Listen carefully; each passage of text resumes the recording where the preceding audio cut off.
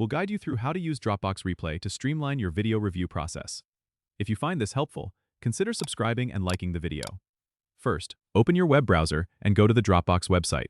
Log into your account if you haven't already.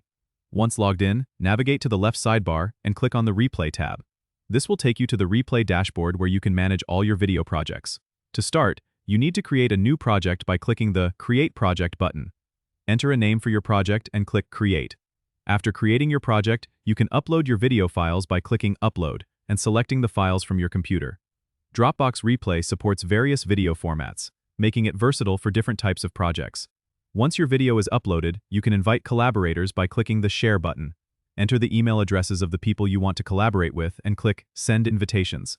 Your collaborators will receive an email with a link to the project. Now, you can start adding comments directly on the video timeline.